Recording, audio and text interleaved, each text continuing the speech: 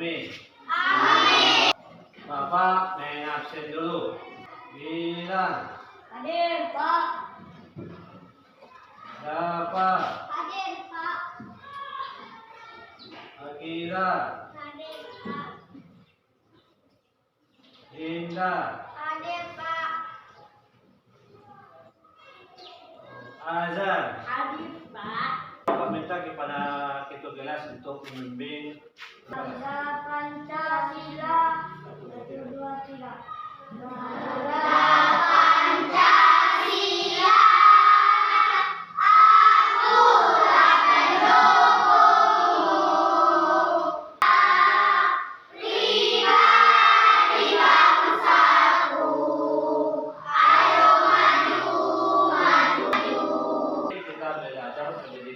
Islam dan boleh fikirnya anak bapak kelas berapa? Kelas 3. Sebelumnya hari ini kelas 4. Pernah membaca buku sewaktu kita libur? Masih ingat belajar waktu kelas 3? Pelajaran waktu kelas ini kita belajar, alhamdulillah sudah sempat membahas surah Al-Hujurat. Apa tujuan pembelajaran ini adalah surah Al-Hujurat adalah pertama siswa mampu membaca. Membaca apa Pak? Membaca surah Al-Hujurat ayat 12. Apalagi Pak? Siswa bisa memahami panah.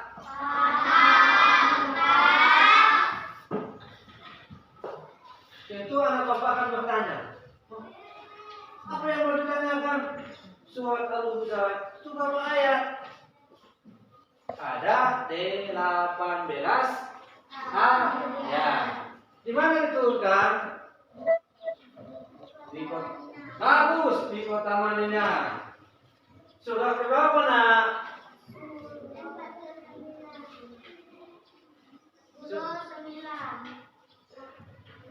49.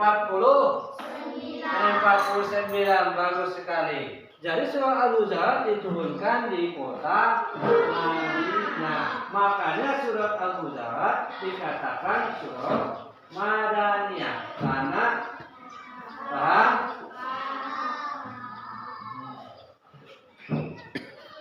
Asbabul nuzulnya apa nak? Asbabul nuzul ayat surat tersebut adalah ketika ada seorang sahabat yang mana sahabat itu tidak mengumandangkan azan. azan, iya azan, dia menggunakan azan, di mana di Mekah? Ketika dia menggunakan azan, hayya 'alas shalah, banyak sahabat yang bertanya-tanya dan berkritik, kok dia azan? Masih banyak yang lagi sendiri lebih bagus, masih banyak lagi yang begini kulitnya bagus. Karena si azan yang menggunakan azan ini kulitnya agak gelap. Nah, lalu datang teman-temannya mengkritik, azanlah yang kulit hitam. Siapa namanya? Yaitu Bilal. Makanya dari situlah turun ayat Al-Furqan. Itulah artisannya atau asmaul nuzul supaya turun ayat tersebut. Anak-anak sekalian, kita membaca surah Al-Huzalah dengan bacaan bagus dan mantap. Kita mulai dengan bacaan A'udzu.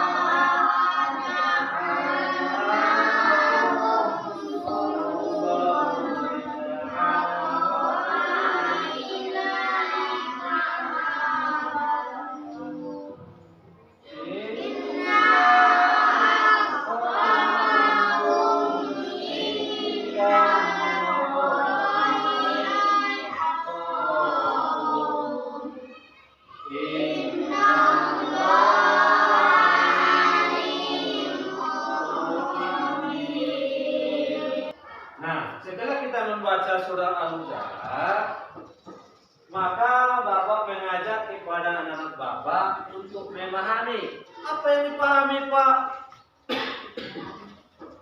Makna yang terkandung di dalam surah Al-Huzalah.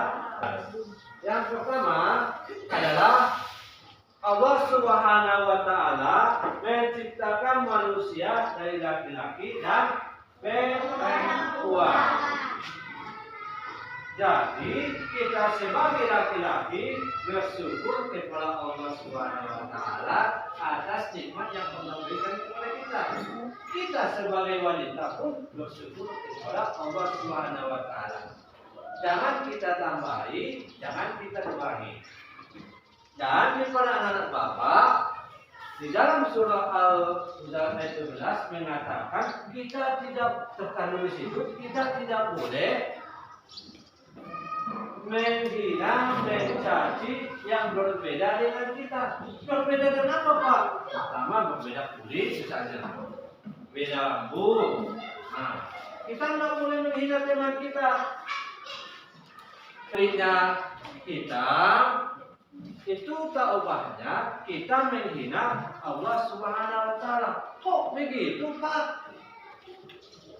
Yang memberikan kulit itu siapa? Allah. Bagus. Yang menciptakan rambut kita begini siapa? Allah. Makanya apabila kita mencaci, menghina kulit teman kita, rambut teman itu sama halnya kita mencaci Allah Subhanahu wa Ta'ala. Ingat, apa-apa yang kita miliki, apa-apa yang ada dalam tubuh kita, itu karena lebih baik bagi kita. Karena jadi kita syukurkan. Yang manusia diciptakan dalam berbagai bangsa dan suku.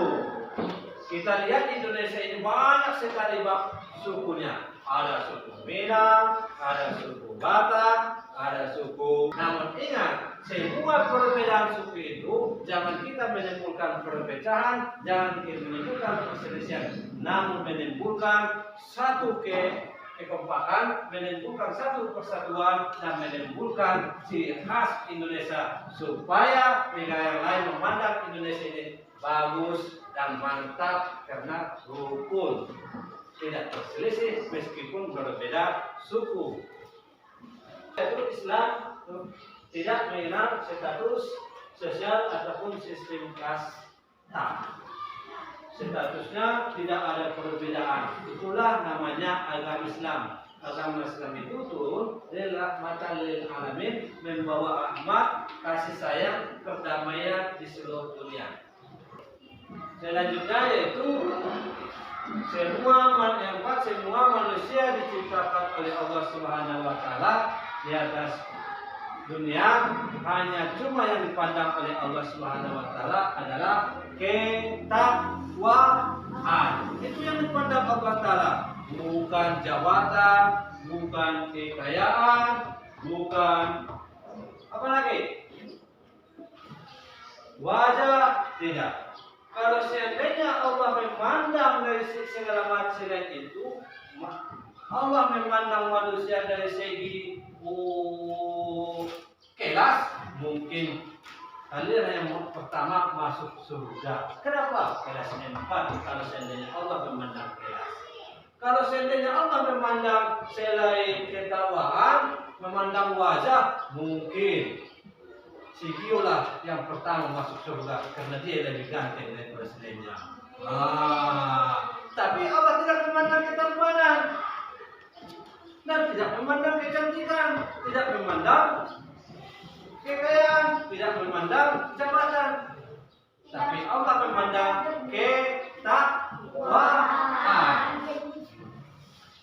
Jadi kepada anak bapak jangan merasa bangga, saya kaya, jangan. Yang Allah pandang adalah ketakwaan kita kepada Allah Subhanahu wa taala. Karena semakin takwa di atas dunia, maka status kita di hadapan Allah Taala adalah orang yang paling mulia. Selanjutnya, Bapak buat media gambar di papan tulis.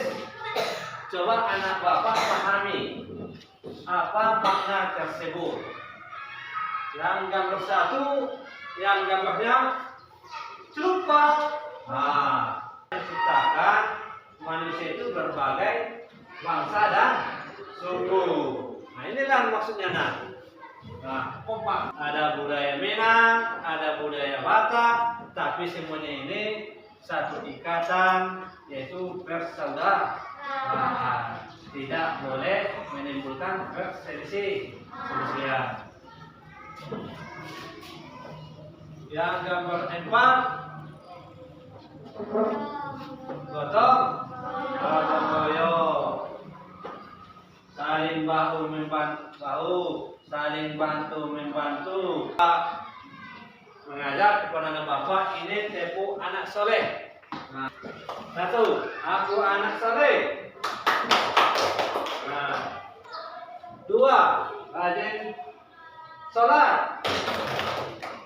Buat la ilaha illallah Muhammadur Rasulullah. Amin. 3.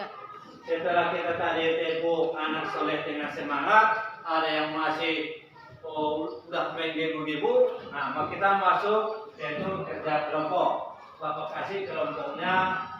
Aku.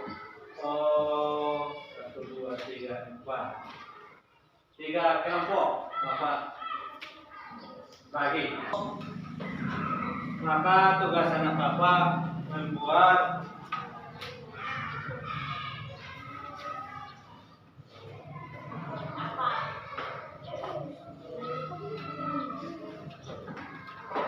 menyusun ayat tersebut.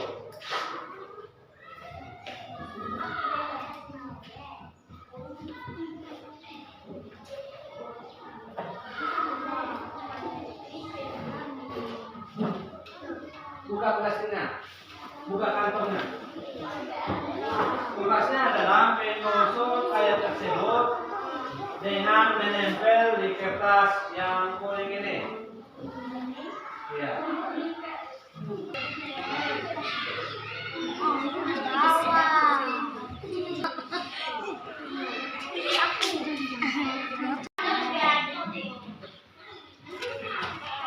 Siapa yang pertama siap Bapak kasih hadiahnya?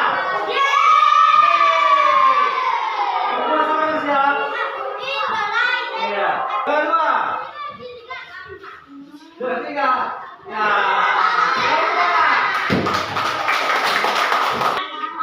Yang kedua, oh hasilnya.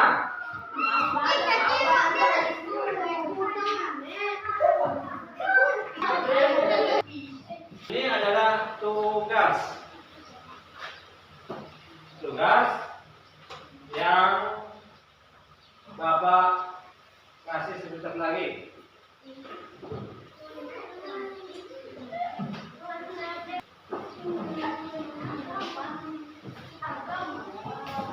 Letakkan di buku tulis.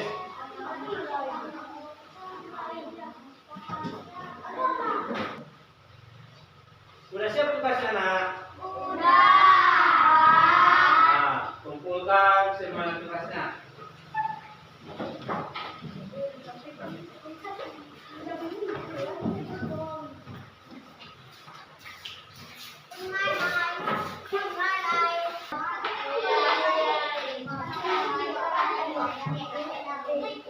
Ya, tugasnya alhamdulillah bagus semuanya.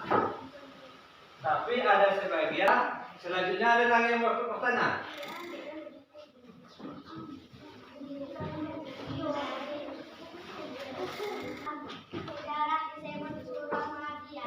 Iya, bertanya teman kita Putih, mengapa surah Al-Hujurat dikatakan surah Madaniyah? Siapa yang bisa jawab? Bagus. Karena diturunkan di kota Madinah. Nah, ada lagi yang mau bertanya? Kalau nggak ada lagi, kita masuk ke tugas. Adapun kesimpulannya adalah bahwa pertama, kita tidak boleh berburuk sangka. Kenapa? Karena berburuk sangka itu menimbulkan perselisihan, perpecahan, dan jangan lupa membuat dosa. Itu kesimpulannya. Yang kedua adalah larangan mencari kesalahan orang lain. Kenapa? Tidak boleh mencari kesalahan orang lain karena kita semuanya mempunyai kesalahan masing-masing. Jadi alangkah baiknya. Yang poin ketiga adalah orang yang mulia adalah orang yang bertakwa, bukan orang yang ganteng seperti Bapak. Yang keempat adalah menjaga hubungan baik. Menjaga hubungan baik adalah hal yang paling sulit dilakukan karena gangguannya banyak sekali. Setan menggoda. Apalagi poin keempat, lima adalah larangan saling membenci. Poin kelima adalah larangan bersikap dengki. Kita nggak boleh dengki, kita nggak boleh iri sama teman kita. Kenapa? Kalau kita iri dengki sama teman kita, hati kita akan berbulat-bulat. Terus membuat penyakit dalam hati. Timbul penyakit dalam hati, apapun dilakukan temannya, wajah kita pun. Demikian kesimpulannya. Mudah-mudahan apa yang Bapak sampaikan hari ini anak Bapak paham semuanya. Tadinya Bapak kita mulai dengan membaca doa, ini pun kita tutup membaca hamdalah.